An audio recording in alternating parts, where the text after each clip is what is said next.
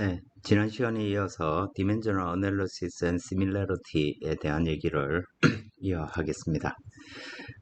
지난 시간에 우리가 무차원화라는 개념을 공부를 했습니다. 차원들이 있고, 대표적으로 베르누이 방정식이 있다. 그러면 이 베르누이 방정식을 우리가 양변을 똑같은 양으로 다 정의에 따라서 예를 들어 압력이다.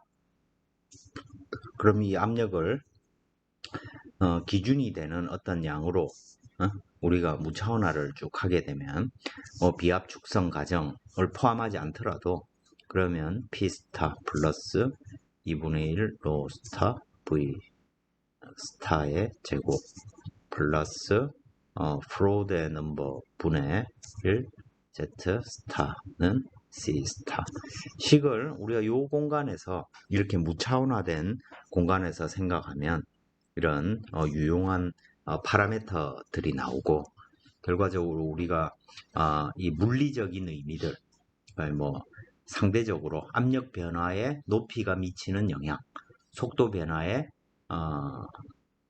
그 높이가 미치는 영향 이런 것들이 이제 프로드 넘버에 따라서 달라질 수 있다.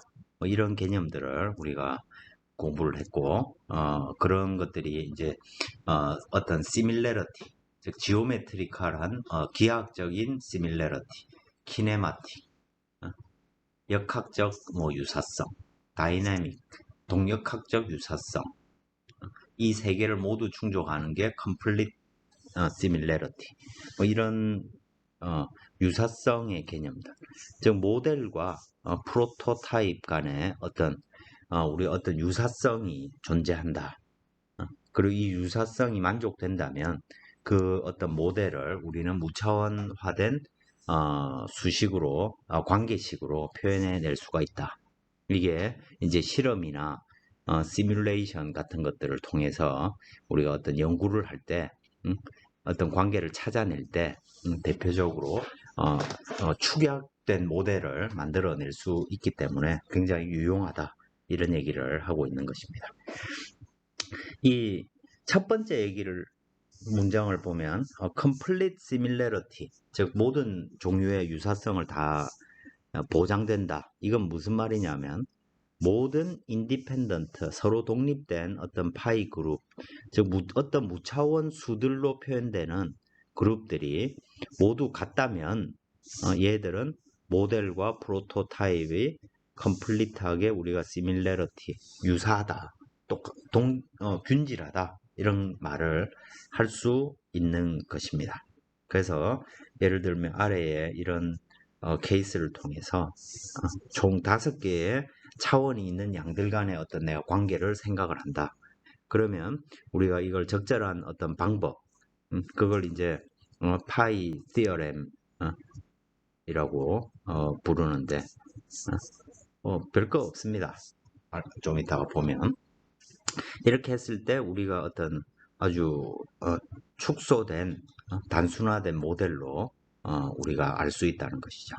그래서 이제 현대자동차나 기아자동차나 이런 자동차 만드는 회사들이 어떤 모델을 이렇게 만들어 가지고 자기들이 갖고 있는 어떤 풍동에서 실험을 하는 거죠.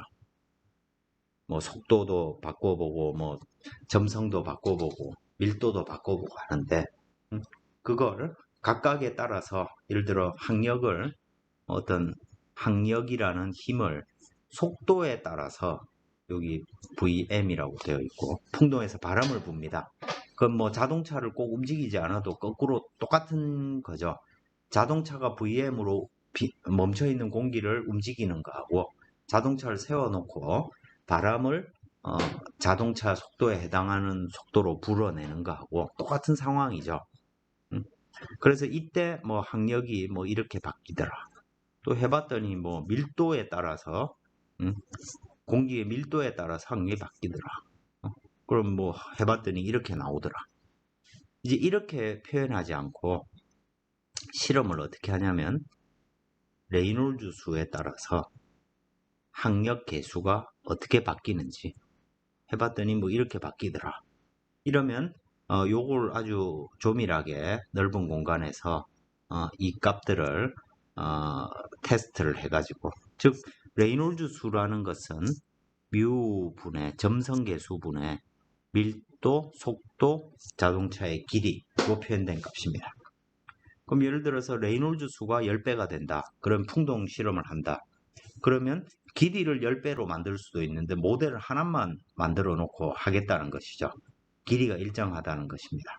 공기의 특성을 바꾸는 건 또 쉽지 않으니까 결과적으로 속도만 10배가 되도록 레이놀즈 수 10, 100, 1000 이렇게 10배씩 되도록 레이놀즈 수를 바꿔가면서 학력 계수라는 무차원 양을 찾게 되면 이 표 하나만, 이 그래프 하나만 들고 다니는 거죠. 그래서 만약에 누군가가 자동차가 원래 실제 자동차가 뭐 100km/h로 지금 달리고 있을 때 학력이 얼마냐? 그러면 100km/h니까 대략 한 30 정도 되겠네요. 30m/s고 그때 공기의 밀도 또 공기의 점성계수 자동차 길이는 한 3m 정도 된다. 그러면 3 넣어가지고 거기에 해당되는 레이놀즈 수를 딱 알면 학력 계수를 알 수 있겠죠. 그럼 이 학력 계수 CD는 정의에 따라서 여기에 보면 로 M VM 제곱 분의 학력 드래그 포스죠. D 이렇게 정의된 무차원수입니다. 그러니까 이 그래프상에서 학력 계수를 안다. 그러면 방금 조금 전에 했던 문제처럼 공기의 밀도를 곱하고 그럼 학력은 거기에 해당되는 학력은 학력 계수 곱하기 밀도 곱하기 속도라는 걸 정의에 따라서 그죠? 그래서 실제 환경에서 밀도를 알고 자동차가 30m/s로 달리니까 속도를 넣고 이 표에서 그래프에서 학력 계수를 알면 학력이 결정이 되는 거죠. 그래서 이 그래프는 뭐 30cm짜리 30이라 좀 헷갈리니까 20cm짜리 모델에서 풍동에서 실험을 했는데 이 그래프는 그래서 얻은 값입니다.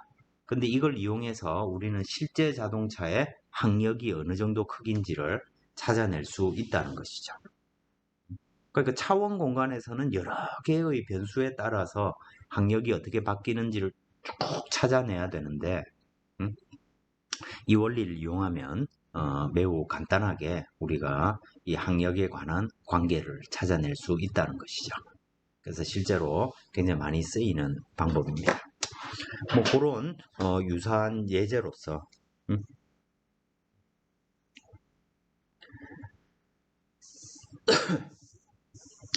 저 어떤 컵헤드가 직경 1mm 짜리가 있습니다. 이게 1mm 짜리랍니다. 우리가 알고 싶은 건 요 학력 계수를 알고 싶은데 fresh water 그죠? 아주 뭐 그냥 맑은 물 속에서 매우 천천히 움직이고 있을 때 이놈의 학력을 알고 싶다는 것입니다. 학력 계수. 학력 자체 드래그를 알고 싶은 겁니다. 그래서 1mm 짜리를 가지고 실험을 하기 어려우니까 스케일 모델 100배 더 큰 그러니까 어떻게 모델은 실제 우리가 측정을 위한 모델은 1m짜리로 만든다는 것입니다. 이놈을 1m짜리로 이놈을 만들고 경우에 따라서는 사이즈가 큰 놈이 하중 값도 크게 나오니까 그죠? 측정하기가 더 쉽겠죠. 그죠?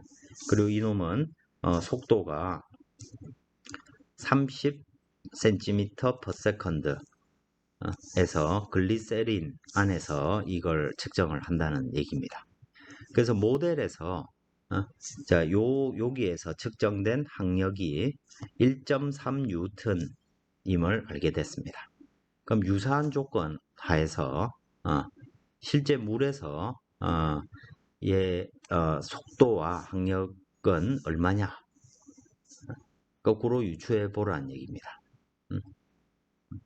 그리고 온도는 20도씨가 적용된다는 것이고, 그럼 이때 조금 전에 우리가 얻었던 관계를 또 동일하게 적용된다면 항력 계수는 레이놀즈 수의 함수다. 그러니까 뭐 모델이나 실제 프로토타입이나 실제 리얼 시츄에이션이나 레이놀즈 수가 같으면 항력 계수도 같다는 것입니다. 1mm짜리 커프 파드의 항력 계수하고 레이놀즈 수가 같다면 그래서 모델의 레이놀즈 수하고 프로토타입의 레이놀즈 수가 같도록 같은 경우로 우리가 유출을 해볼 수 있다는 것이죠. 자, 그래서 지금 우리가 알고 있는 것은 항력이 모델에 대한 정보를 알고 있습니다.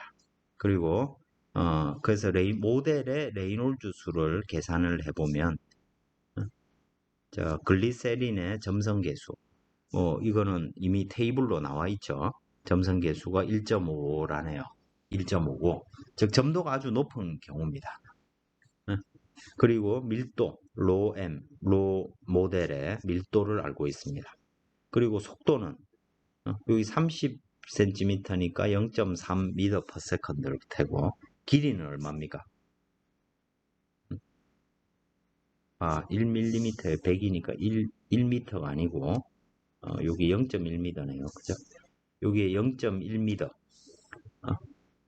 레이놀즈 수를 계산해 봤더니 25.32라는 것이고 이 원리를 이용하기 위해서는 이게 그 프로토타입의 모델, 그러니까 뮤 실제 상황이죠. 뮤p, 로p, vp, lp 이렇게 되겠죠. 그죠?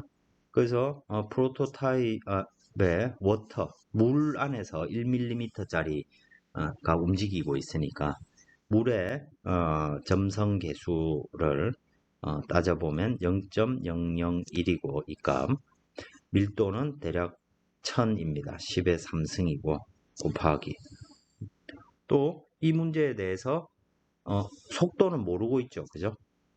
똑같은 문제가 되려면 그죠?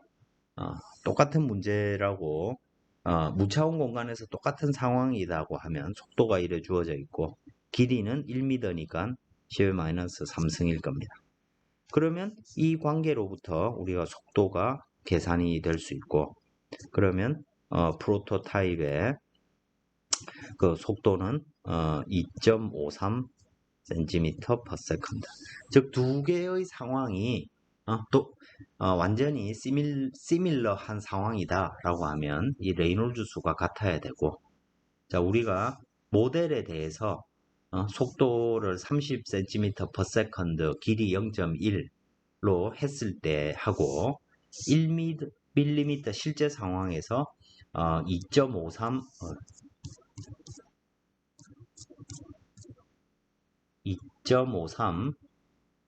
cm/s로 움직이는 그 상황하고 똑같다는 겁니다. 그죠?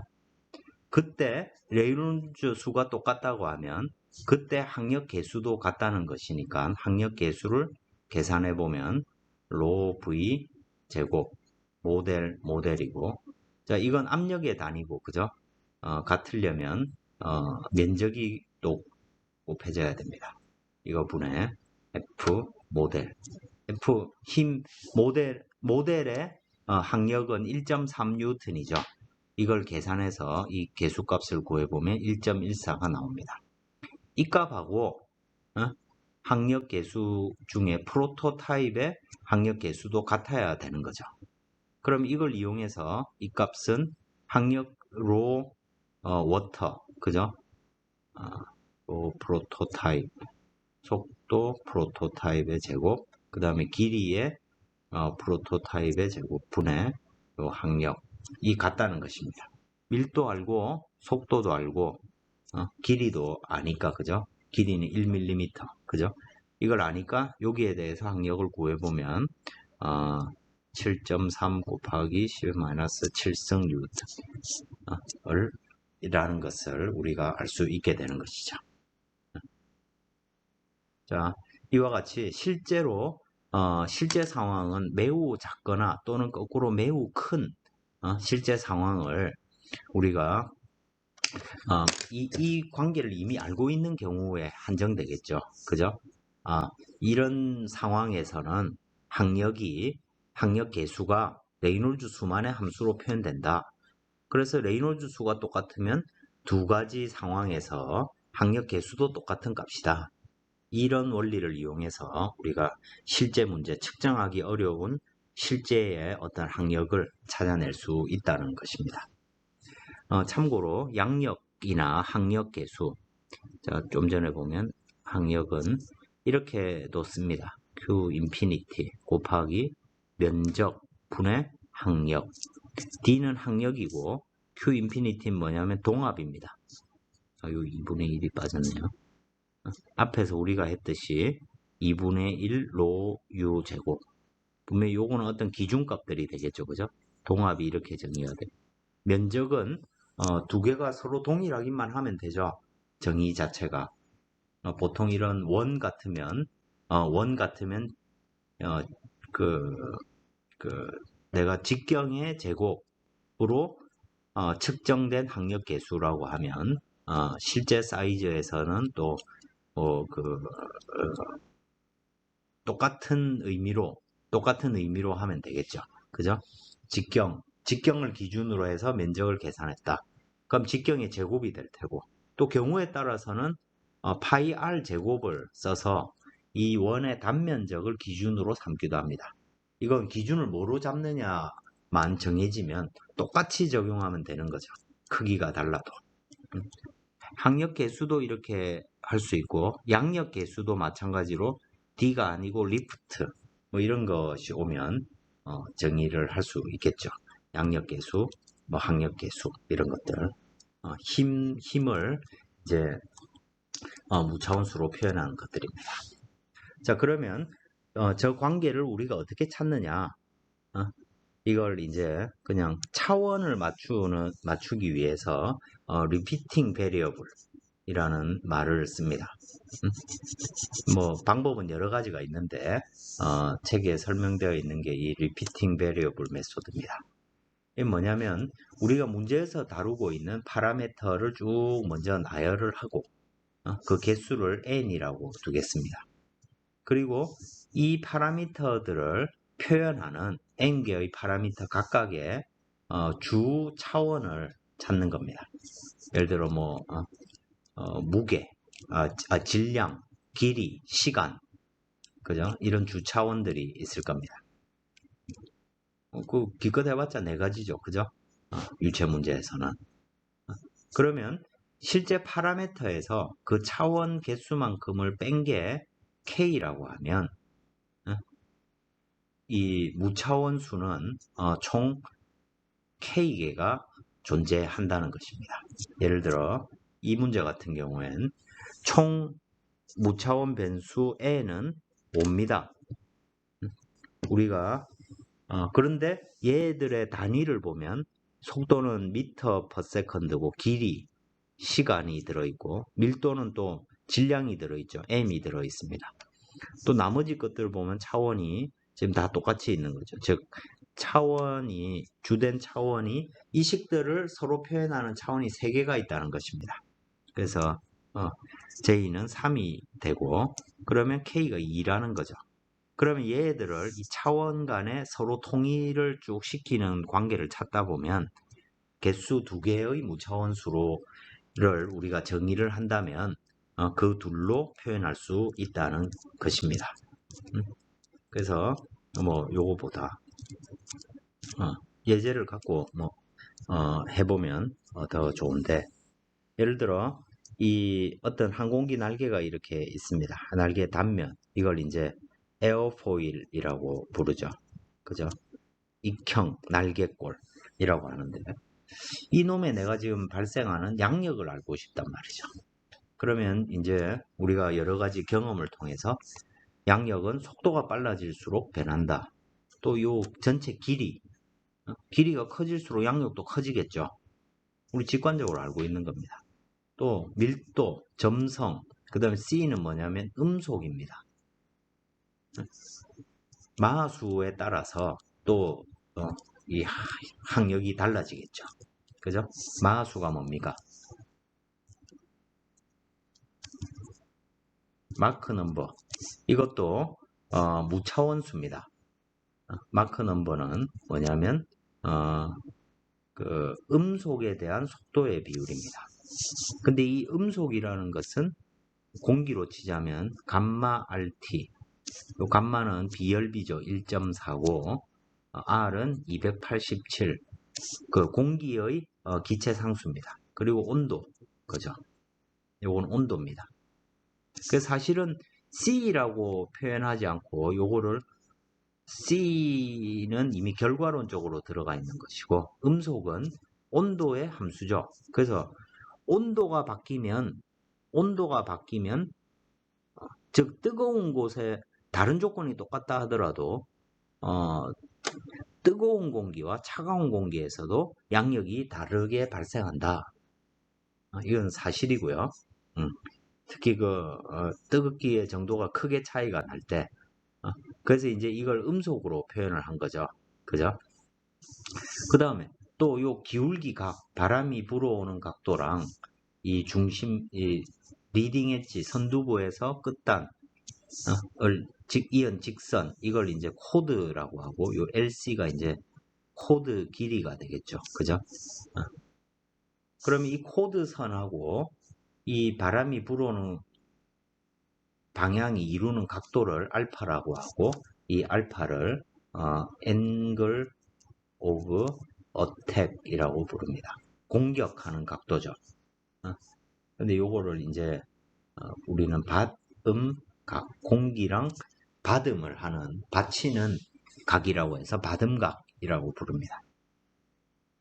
이거 외에도 뭐 여러 가지 변수들이 있을 수 있겠죠. 근데 내가 찾고자 하는 관계가 여기로 한정이 된다고 하면 총 변수가 몇 개입니까? 한, 둘, 셋, 넷, 다, 7개죠. 그죠? 이 뭐 JK가 좀 바뀌었네. N이 7이죠. 그죠? N이 7이고 그럼 얘들의 차원을 전체로 보면 주차원의 개수는 3개의 디멘전으로 표현이 된다는 얘기입니다. 그 3개의 디멘전으로 표현되니까 얘들의 K는 4가 되겠죠. 즉 어떤 무차원수 4개로 얘들을 표현할 수 있다는 것이고 그랬을 때 그 무차원수는 양력계수, 레이놀즈 수, 마크 넘버, 받음각 요 4개로 식이 표현된다는 것입니다.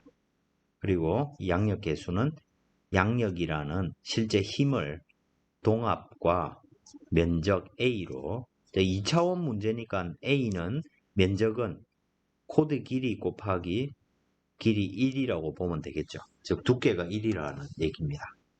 이렇게 보면 이런 관계가 찾아낼 수 있고 그래서 보통 그림을 그릴 때 이렇게 그리게 됩니다. 예를 들어 이게 받음각이다. 그리고 양력계수는 이게 해보면 직선의 모양을 가집니다. 그래서 받음각을 바꿀 때 양력계수를 쭉 측정을 해보면 직선이 나옵니다.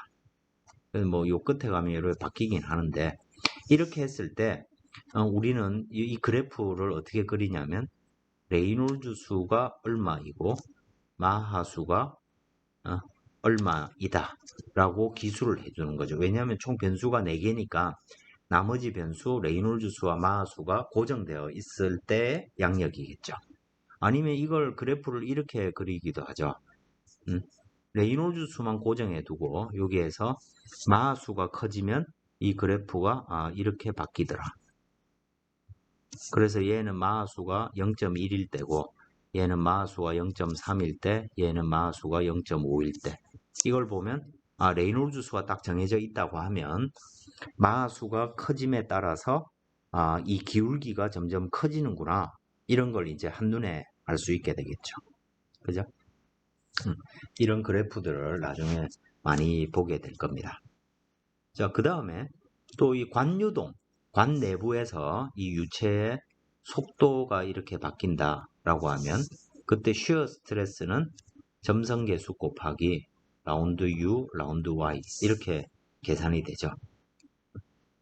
자, 그러니까 당연히 shear 스트레스를 내가 알고 싶다라고 하면 속도, 즉 평균 이 모양을 대표하는 평균 속도와도 연관되어 있을 거고 또 중요한 변수가 요 표면 거칠기입니다. 이걸 roughness, 거칠기가 또 관유동에서는 중요한 관계가 됩니다. 거칠기, 밀도, 점성, 그 다음에 이 관의 직경, 우리 지난 시간에 유도해 본 결과죠, 그죠? 직경이 바뀌면 속도 분포의 기울기가 달라지고 shear 스트레스가 바뀌죠. 자, 그래서 그 관계를 우리는 이미 어널리틱하게 구할 수 있었습니다. 근데 뭐 구할 수 없는 관계들도 많겠죠, 그죠?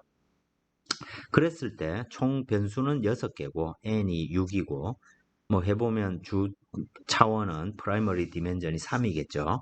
그러면 이때 k는 3이 되는 것이죠. 즉 3개의 무차원 변수 간의 관계로 이 문제를 대체할 수 있다는 것이고 그때 이 마찰 계수를 프릭션 팩터라고 라는 무차원수로 표현하게 됩니다. 여기 보면 F는 좀 더 다르게 써보면 F는 동합 2분의 1 로브의 제곱이고 요거의 4 타우 W 벽면의 마찰 계수를 동합으로 왜냐면 스트레스니까 그죠? 단위 면적당 힘이죠. 자 이렇게 표현한 이 F를 다르시 프릭션 팩터 뭐 필요에 따라서 4 이런 거는 나중에 해보면 보면 여러분 책에 설명들이 있습니다. 그냥 관례적으로 내배를 해준 값입니다. 그걸 이제 저렇게 정의를 한 것이고요. 또 패닝이라는 사람은 4 곱하지 말고 그냥 원래대로 쓰자 뭐 이렇게 해서 하는데 요거는 이제 관례적으로 정의를 하는 것입니다. 결과적으로 shear 스트레스를 무차원한 수가 프릭션 팩터라는 것이고 이 프릭션 팩터는 레이놀즈 수와 또 다른 무차원 수. 자, 거칠기, 표면의 거칠기도 길이로 표현합니다. 거칠기가 1mm다. 평균적으로 표면의 이 뾰족뾰족한 그 높이를 거칠기라고 표현하는데 그 놈이 1mm다 라고 하면 전체 직경에 대한 요 그 표면의 실제 높이, 거칠기 높이를 나눈 놈은 무차원수죠.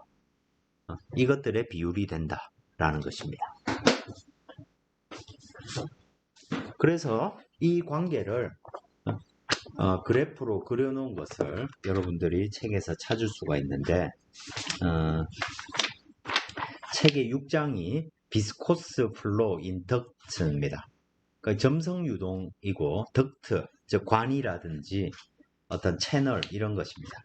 그 내에서 이 관계들을 쭉 설명을 해놓은 게 6장인데 이 6장에 이런 이 문제처럼 표현한 게 327쪽 327쪽에 그림 피겨 6.12를 보시면 그래프가 나와 있습니다. 이 축은 레이놀즈 수고요. 이쪽 축은 프릭션 팩터입니다. 자, 그러면 남은 변수는 D분의 입실론이죠. 그죠? 그거에 따라서 그래프를 보면 이렇게 됐다가 요렇게 가서 요렇게 뭐 요렇게 갈라지고 여기에 입실론 오버 D가 여기에 0.03이고 이 입실론 값이 낮아질수록 아래로 가게 됩니다. 이게 무슨 말입니까? 이 구간은 레이놀즈 수가 낮을 때는 이 유동이 레미나 유동, 측류 유동이고 이게 트랜지션이 일어나고 요 일정 값 이상에서는 터뷸런트, 난류 유동이 됨을 나타내는데 난류 유동이 되면 거칠기가 굉장히 중요한 영향을 미친다. 그래서 거칠기가 거칠수록 이 반대쪽이죠. 거칠기가 클수록 표면이 거칠수록 항력이 커진다. 항력 계수가 커진다. 라는 것을 알 수 있는 것이고 층류 유동에서는 F 값이 거칠기에 거의 상관없이 일정한 직선을 가진다. 라는 것을 알 수 있는 것이죠. 근데 차원이 있는 값이면 층류 유동이라 하더라도 속도에 따라서 서로 다 다른 그래프가 되겠죠. 그러니까 이렇게 무차원화로 표현하면 이 그래프 하나에 이 관 내부의 모든 유동을 다 표현할 수 있게 되는 것입니다. 그러니까 매우 간결하게 우리 저 관계들을 잘 표현할 수 있게 되겠죠. 그죠? 뭐 그거에 대한 세부적인 사항이 요 6장에 잘 정리되어 있습니다. 관유동은 기계공학에서 기계항공에서 매우 상당히 중요한데 특히 기계공학 분야에서는 주로 기계 내부의 어떤 흐름을 다루니까 이 6장을 잘 공부해 두면 많이 도움이 됩니다. 아마도 응용유체역학 이런 데서 관유동을 배우게 될 테고 항공과는 주로 이제 외부 유동, 날개라든지 비행체 이런 것들이 중요하기 때문에 7장이 더 큰 의미가 있습니다. 7장은 Flow Past Immersed Body, 어떤 잠긴 물체, 물 안에 잠긴 물체라는 의미인데 사실 공기에도 잠겨 있는 것과 똑같죠. 그죠? 그래서 이건 이제 주로 외부 유동, 즉 물체를 기준으로 바깥쪽에 유동이 있는 경우, 그런 경우에 유동의 특성이 어떤지 그런 것들이 이제 7장에 나와 있는 거죠. 이런 7장의 내용들을 공기역학, 뭐 고속공기역학 이런 데서 다루게 되는 것입니다. 뭐 6장 이후에 그래프들을 보면 전부 다 무차원 수들로 다 표현되어 있음을 여러분 쉽게 찾아볼 수 있습니다. 어느 그림 하나 그냥 실제 값으로 차원이 있는 값으로 뭐 그려지거나 표현되어 있는 게 아무것도 없을 겁니다. 지금 그런 걸 하는 기본 전제로서 이런 내용들을 다루고 있는 것이죠.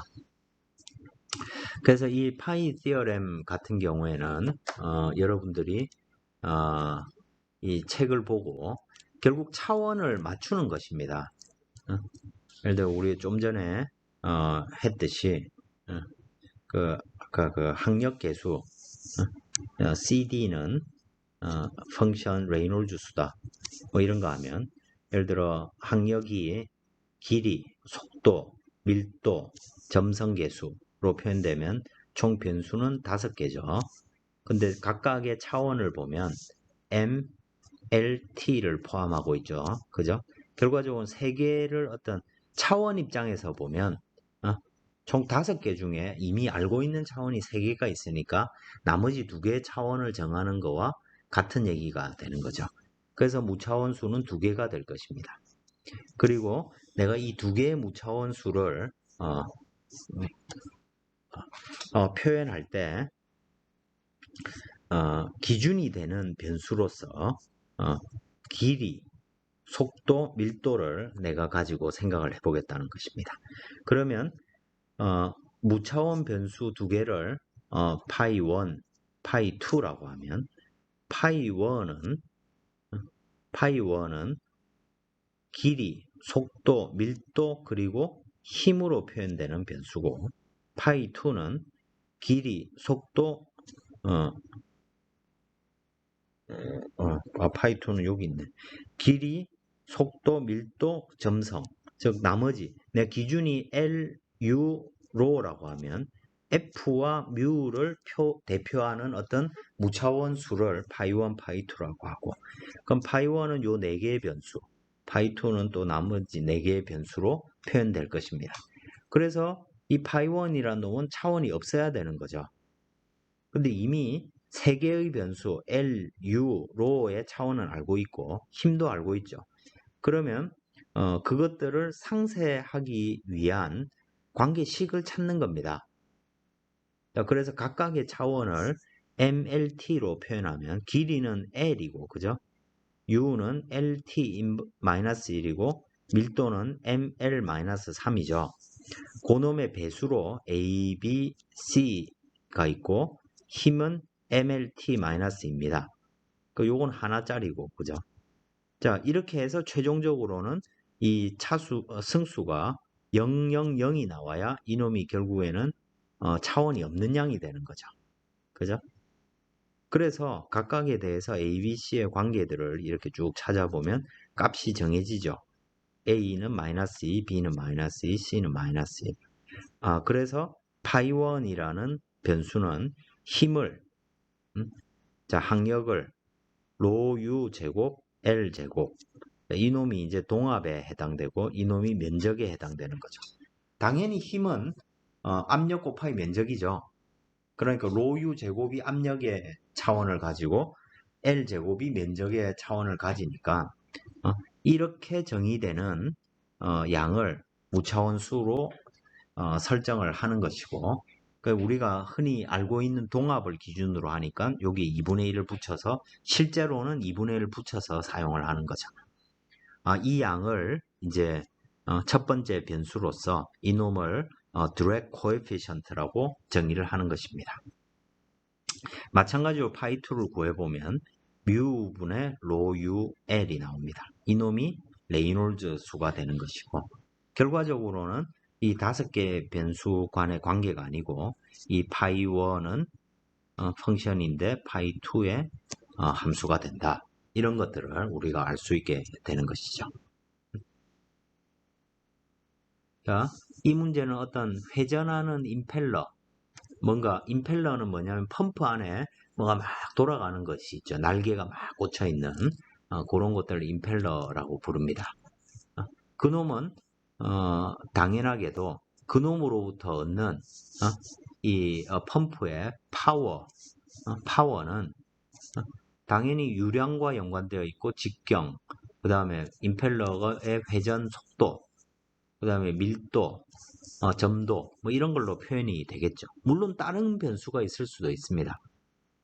그죠? 그러면 또 다른 어떤 무차원수 하나가 더 튀어나오겠죠. 그죠? 자, 총 변수는 6개입니다.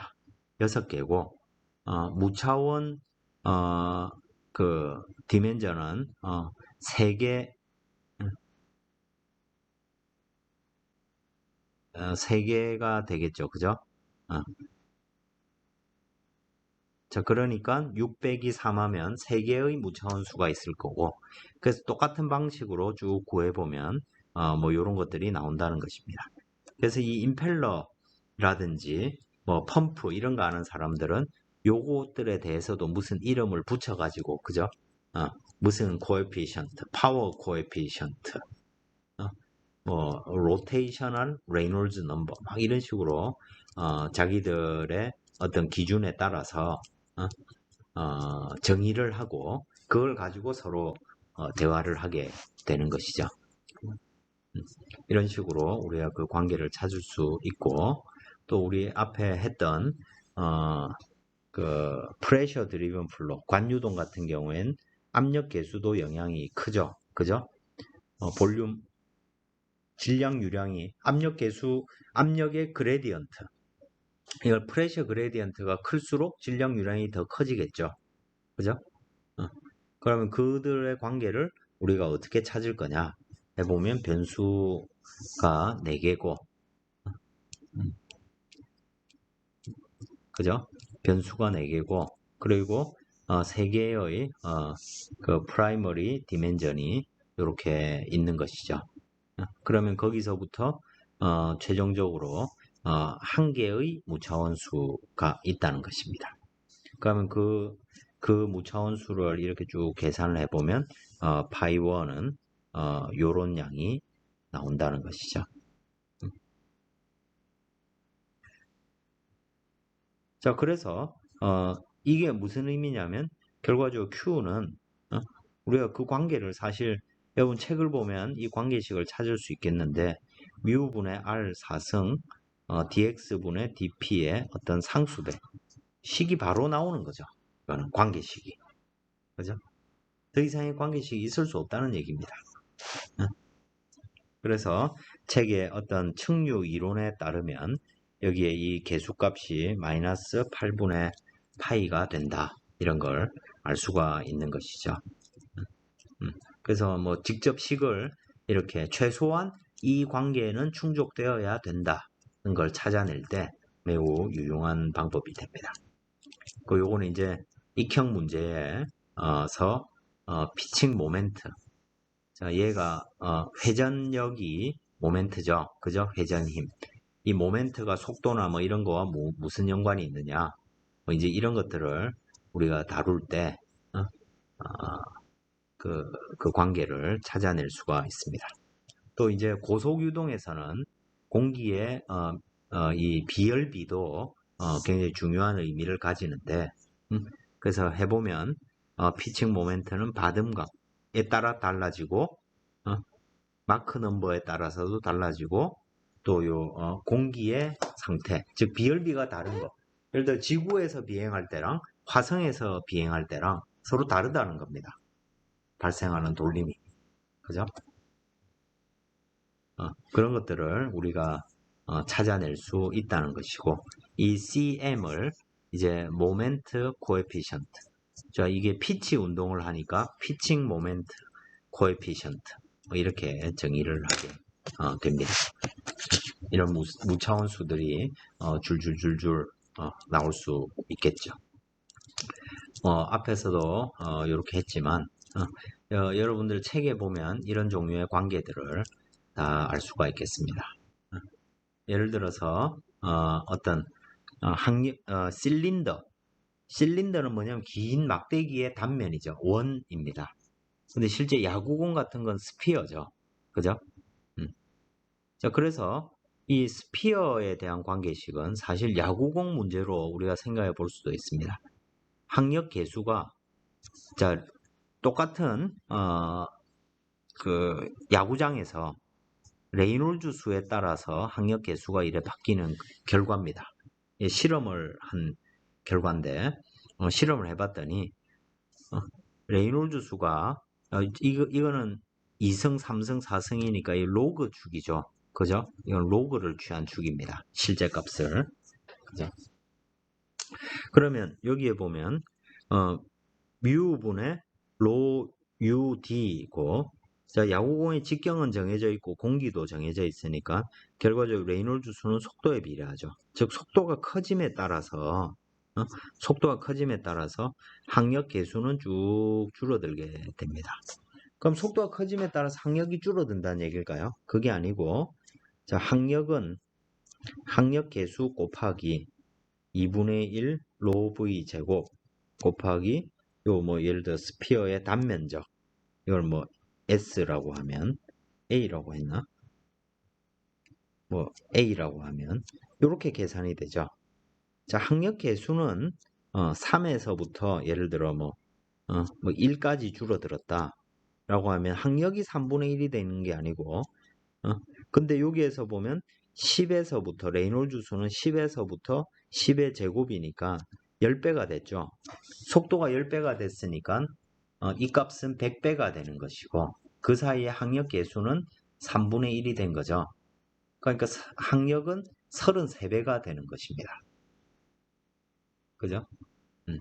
요거를 이제 무차원수를 볼 때 거기에 헷갈리면 안 됩니다. 그 비율을 나타내는 계수가 이렇게 바뀐다는 것이죠. 자, 그러면 실제 야구공을 실제 레이놀즈 수를 가지고 계산을 해보면 어느 정도 값을 가지게 될까요?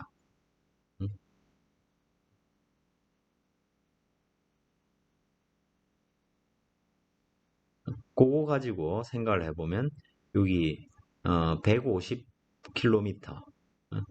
예를 들어 공기의 점성 계수는 대략적으로 추정을 해보면 공기의 점성 계수는 10의 마이너스 5승 정도 되고 밀도는 공기니까 1.2 정도 되고 그죠? 그 다음에 속도가 있고 여기에 그럼 야구공의 직경은 어느 정도 됩니까? 한 10cm 정도 되겠죠. 0.1 정도 됩니다. 그러면 이 계산을 해보면 그죠? 10의 5승이 올라가고 그죠? 1.2 곱하기 10의 5승에 0.1이니까 4승 정도 되고, 그죠? 자, 그러면, 자, 여기, 뭐, 하여튼 값은 조금씩 다른데, 10-5승보다 큰 값이 들어가는데, 자, 뭐 하여튼 대충 이렇게 해보겠습니다. 그러면 레이놀즈 수 곱하기 속도가 되는 거죠. 그죠? 그럼 야구 선수들이 야구공을 150km per hour로 던진다. 그러면 3.6으로 나누면 대충 어느 정도 됩니까? 40 미터 per second 정도 되겠죠. 그죠? 자, 그러면 40을 곱하면 요게 50이 되고, 그죠? 50 곱하기 10의 4승이니까 5 곱하기 10의 5승 정도 되는 거죠. 그죠? 자, 5 곱하기 10의 5승이면 요 정도 되는 거죠. 그죠? 뭐 계산을 대충 러프하게 했는데. 근데 이 선수가 150을 던지는 게 아니고 160을 던진다. 그러면 어떻게 될까요? 요 구간에 들어가게 됩니다. 이제 이 구간에서부터 유동 특성이 확 바뀌게 되는데, 그러니까 속도가 조금 커졌는데 항력 계수가 확 떨어지니까, 그죠? 또는 이제 실제 상황은 거꾸로겠죠. 공을 여기서부터 던지기 시작해가지고 항력 계수가 이제 커지는 방향으로 가니까 요 구간에서 속도가 천천히 떨어지면 타자가 그 공을 보고 적응을 해서 내 앞에 도달할 때가 언젠지를 예측을 할 수 있겠죠. 근데 160이 넘어가면 항력 계수까지도 덩달아 바뀌기 때문에 속도가 막 희한하게 급변하게 느끼게 되는 거죠. 그죠? 그래서 이게 마구를 던지려면 150 이상을 던져야 된다라는 게 이제 요 그래프를 보고 대략적으로 유추해낼 수가 있겠죠. 그죠? 이런 거 할 때, 결과적으로 이걸 이용해서 거꾸로 그때 항력을 어느 정도 받는지, 항력을 받는지 알면 감속도가 어느 정도 되는지도 알 수 있고, 그죠? 그러면 시간에 따라서 감속도가 어떻게 바뀔지 이런 것도 우리가 예측을 해볼 수가 있게 되겠죠. 그죠? 또 아래 그림은 이 D분의 E 거칠기, 표면 거칠기에 따른 차이입니다. 그래서 거칠기가 커질수록 예를 들어 거칠기가 낮을 때는 그래프가 즉 항력 계수가 쭉 큰 레이놀즈 수까지 쭉 일정하게 바뀌는데 거칠면 빨리 그죠? 항력 계수가 확 떨어지는 이런 구간에 진입을 하게 된다는 것입니다. 그죠? 근데 뭐 항력이 낮아지니까 거칠면 더 좋은 거 아니냐? 이렇게 생각할 수 있겠죠. 왜 그럴까요? 항력 계수가 표면이 거칠면 이 경우에는 표면이 거칠면 어떤 일이 벌어지냐면 무조건 나쁜 게 아니고 표면 유동의 특성이 바뀌어가지고 항력이 더 낮아지는 경우들이 생깁니다. 예를 들어 골프공 문제. 골프공을 그냥 깔끔하게 안 만들고 여기 꼼보처럼 만들어 놨죠. 구멍을. 이걸 왜 만들어 놨을까요? 이게 표면에 거칠기를 더해주는 거하고 같은 효과입니다. 그래서 유동이 여기서 표면을 따라 반듯하게 오다가 실제로 한 요 정도에서 이렇게 떨어집니다. 표면에서. 표면을 따라오던 유동이 툭 떨어지면서 여기서 이제 압력이 매우 낮은 구간이 생기죠. 그러면 매우 낮은 구간이 생기면 압력 여기에 비해서 이쪽의 압력이 낮으니까 이쪽으로 앞쪽에 압력이 더 크니까 항력이 됩니다. 압력 항력이 매우 크게 됩니다. 근데 이 꼼보를 만들면 표면의 유동이 떨어지는 위치가 더 뒤쪽으로 이렇게 가는 거죠. 그러니까 압력이 낮은 구간이 줄어드는 거니까 결과적으로 압력차로 인한 항력이 줄어들게 됩니다. 그래서 항력 계수가 이렇게 낮아지게 되는 구간들이 생기는 거죠. 그래서 이게 요 밑에 있는 말로 increased roughness, 자, 표면의 거칠기를 증가시키면 earlier transition to turbulent boundary layer. 유동을 난류로 만들어 가지고 빨리 트랜지션 천이된다는 것입니다. 그럼으로써 유동 특성이 바뀌게 되고 그로 인해서 항력이 낮아지는 경우가 생기는 거죠. 이런 이유로 이제 골프공이 만들어지는 것이죠.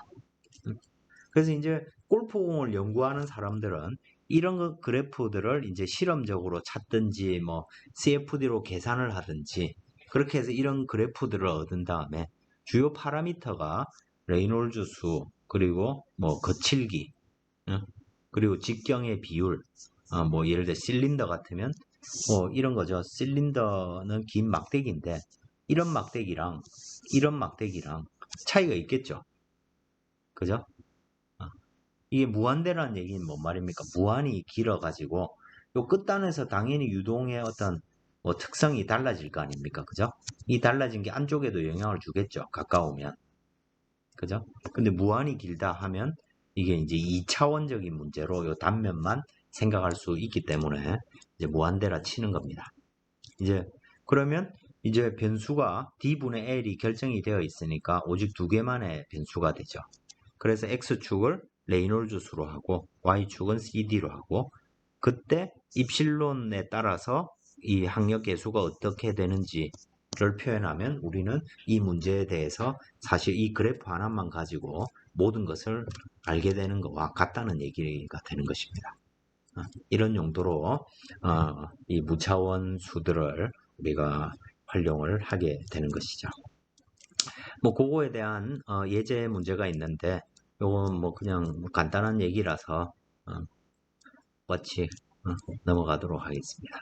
아까도 얘기했듯이 이게 이제 우리가 실제 실험을 할 때 최소한 통상적으로 한 4포인트 또는 5포인트 정도 그 어떤 변화를 유추하려면 그 정도 최소로 그 정도로 얻어야 되는데 모든 변수를 차원이 있는 공간에서 생각을 하면 이 경우에는 총 625번을 해야 된다는 얘기입니다. 근데 만약에 하나의 변수가 있다고 하면 만약에 파이 티어렘에 따라서 뭐 예를 들어 CD는 펑션 레이놀즈 수다. 그러면 레이놀즈 수에 따라서 CD가 어떻게 되는지 알면 되니까 이때는 5번만 하면 된다는 것이죠.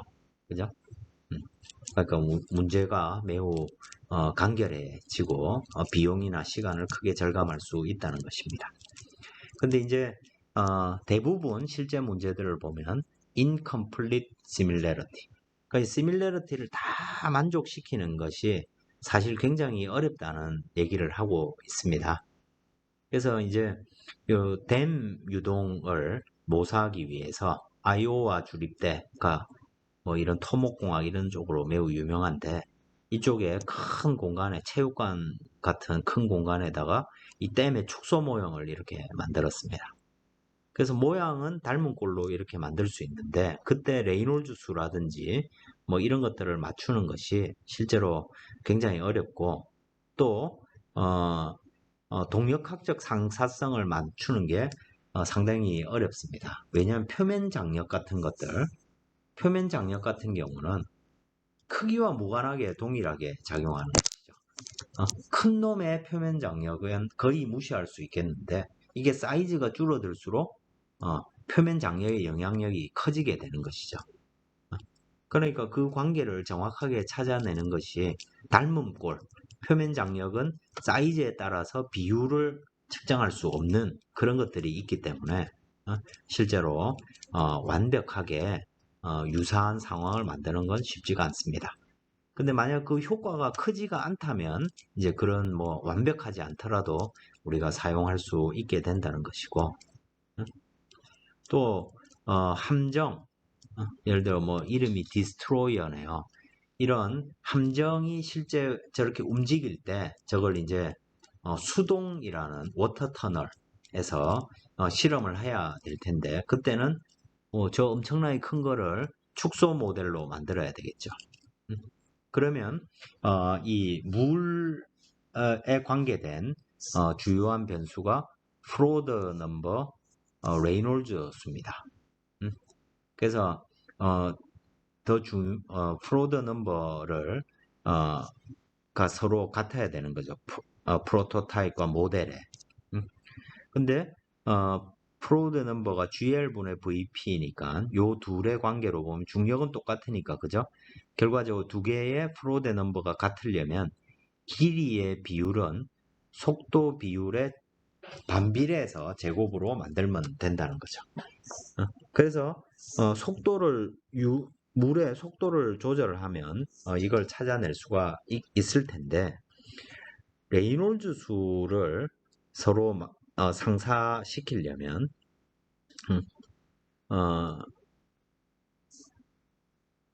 그때 문제가 뭐냐면 길이의 비는 여기 보면 속도 비에 비례하고 점성 비에 반비례해야 되는데 그죠? 그러면 이 관계로부터 우리가 무엇을 알 수 있냐면 점성의 비율이 이 길이 비율의 2분의 3승의 관계를 찾아야 된다는 것입니다. 그게 만족돼야 이 두 개를 동시에 만족되는 것이 가능한데 이런 유체를 찾는 것이 이건 유체의 특성이니까요. 그죠? 이런 유체를 찾는 것이 어렵고 그래서 실질적으로 이게 이 두 개를 다 만족시키는 것은 상당히 어렵다는 것입니다. 그래서 이제 저 둘 중에 일부 한 조건을 만족시키고 나머지 조건은 서로 다르게 어떤 다른 방법을 이용해서 보완을 하게 되는 것이죠.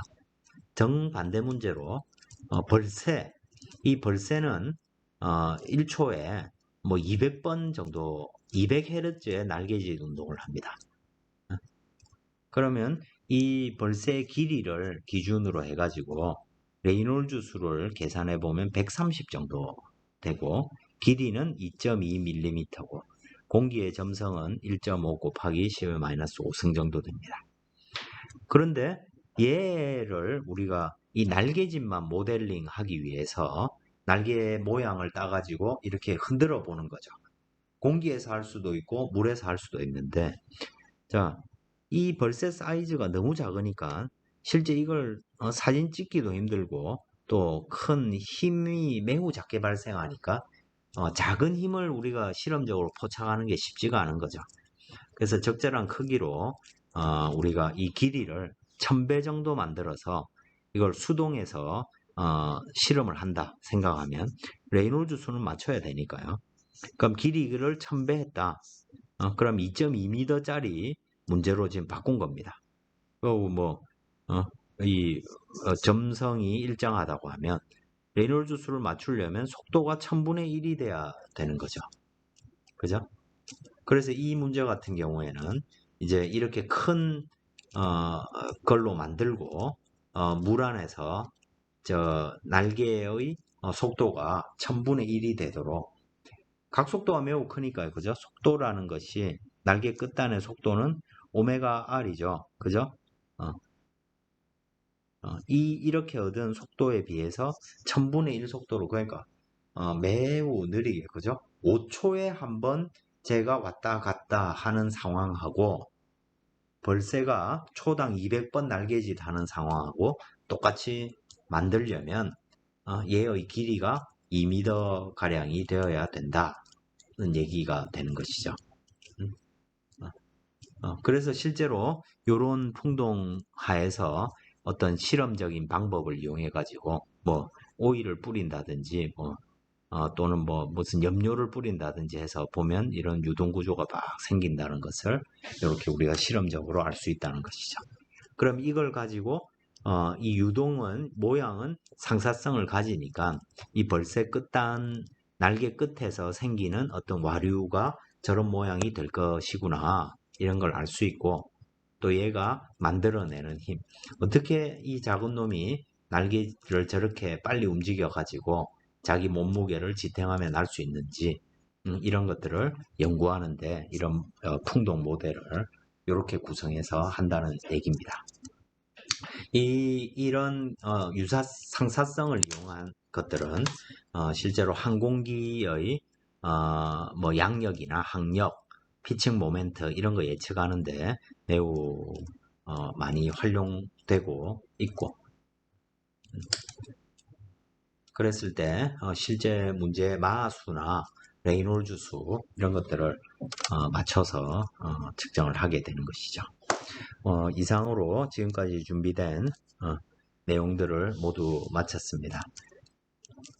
이번 학기 강의는 여기까지가 마지막인데 여러분들 목차를 한번 잘 보고 우리가 한 학기 동안 뭘 배웠는지, 사실 지난 시간에도 한 학기 배운 거 쭉 정리를 한번 했습니다만은 그동안 배운 것들, 특히 무엇보다 여러 번 강조를 했지만 정의를 정확히 아는 것, 이게 문제 해결의 출발점입니다.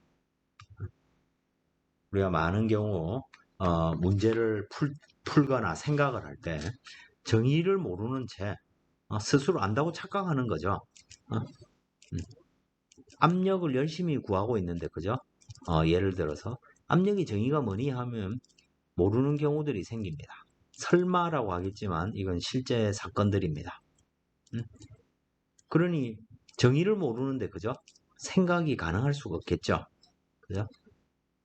그래서 이 매우 어려운 과목인데 이 과목의 실타래를 풀려면 정의를 정확히 아는 것이 필요하고, 그럼 그 정의에 입각해서 관계식들을 여러분들이 또 그 관계식들도 몇 번 정리하다 보면 그놈이 그놈입니다. 그래서 A4 용지 같은데 한번 잘 정리해 보시고 시험을 위해 공부한 건 아니죠. 그렇지만 시험도 잘 보시고 앞으로 공부하는데 많이 도움이 되었으면 좋겠습니다. 이상으로 강의를 마치겠습니다.